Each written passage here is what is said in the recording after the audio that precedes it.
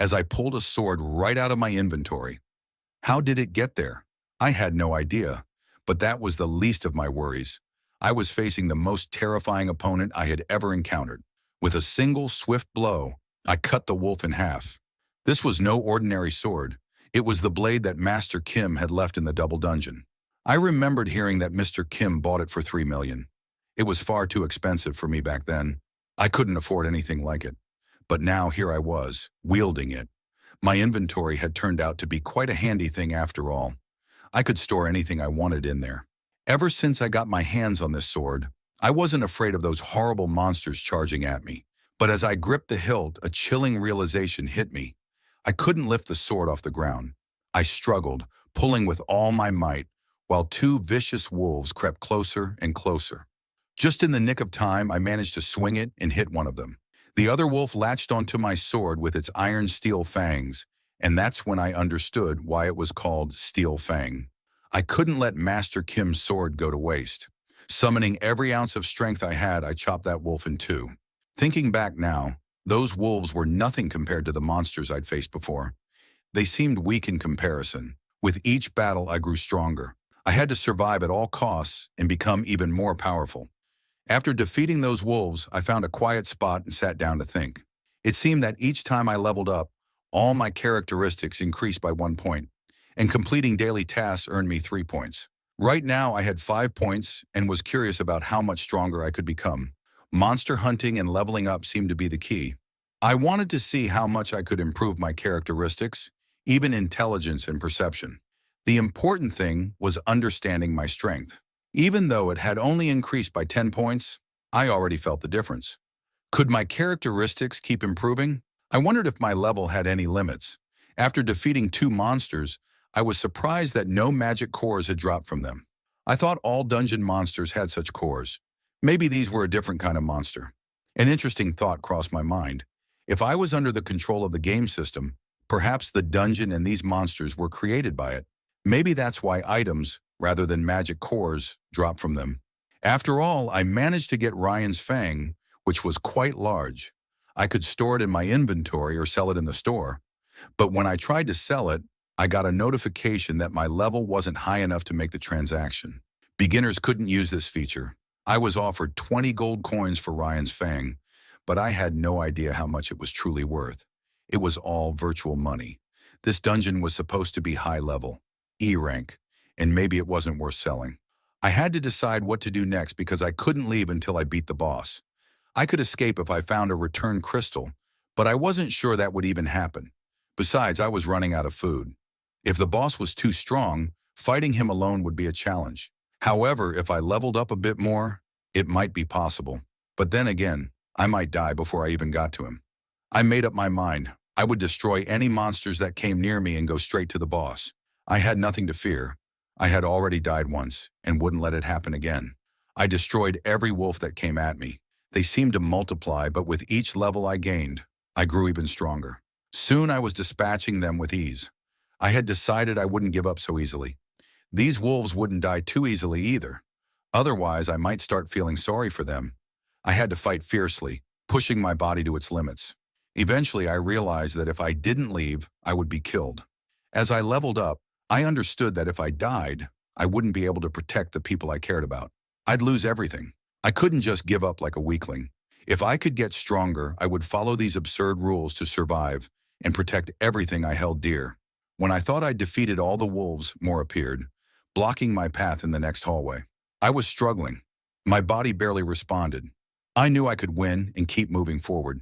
Then during the battle, I realized the blade of my sword had become blunt. It was losing its strength. Even if I bought a high-end weapon, it would eventually end up the same.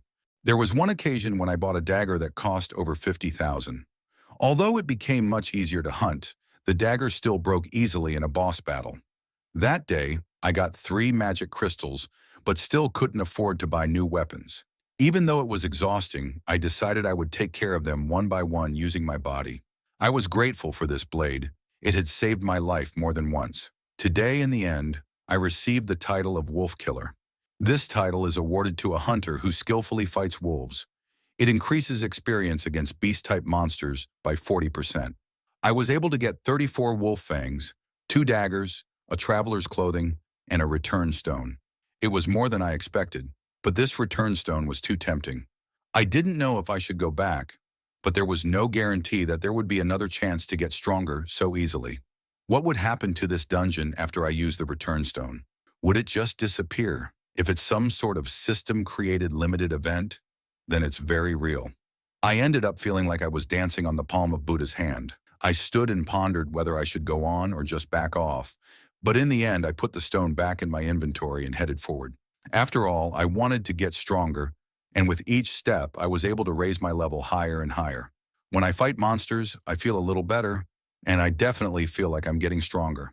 Unlike normal dungeons where monsters are reborn, these creatures don't feel alive. Fighting them is more like a game where their character is determined. If I can learn their behavior, I can understand where they come from. Perhaps there's a monkey on top and a cat on all sides. I fought them all alone, and was able to defeat them. I am much stronger now than before. I'm different now. As they attack me, if it were a month ago, I would have died long ago. But now I know how to behave in such situations. In this case, the color of their name changes depending on their strength. White means weak, orange means strong, and red means very strong.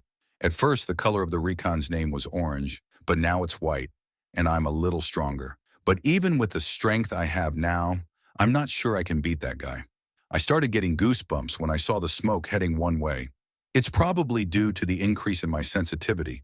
I can appreciate how powerful the monster is down there. My level doesn't seem to be rising anymore. And besides, my sword won't last long if I fight in vain.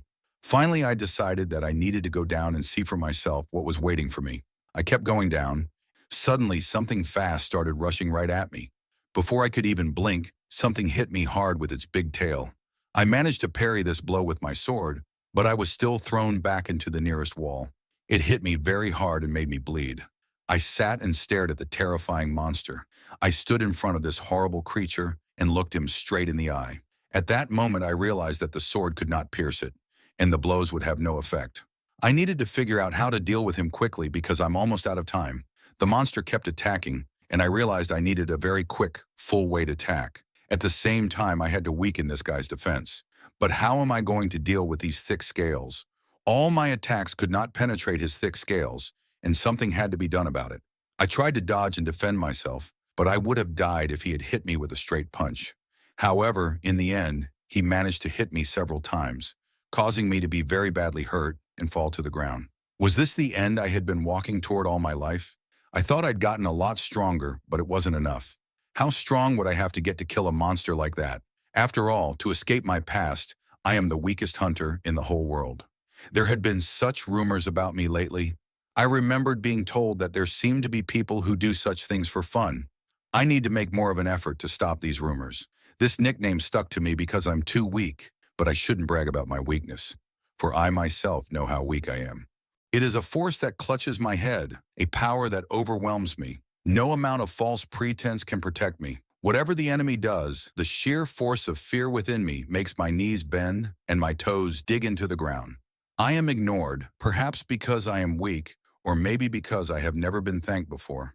I remember that day when so many brave men and skilled hunters died, yet I stayed alive. I survived, and now I must survive again. If betrayal comes easily, then I must become stronger. This is where I must overcome all obstacles. No matter what happens, I will recover and continue my journey. I will reach the goals that await me, for I must become even stronger. All the monsters in my path will fall, for compared to this monster, the fear I once felt, I am completely calm now. Even if there is a monster before me that surpasses me in strength, I will still deal with it. I grabbed hold of this enemy's neck and wouldn't let go. I squeezed as hard as I could, but she resisted. Every wall around us seemed to close in. I was choking her with all my strength, screaming for her to die. Eventually, she began to suffocate. At this time in the hospital, the doctor was asking if I had returned to my room. He wondered why I hadn't come back, even after the sun went down. But the nurse at the front desk said I was almost healthy and would be discharged soon.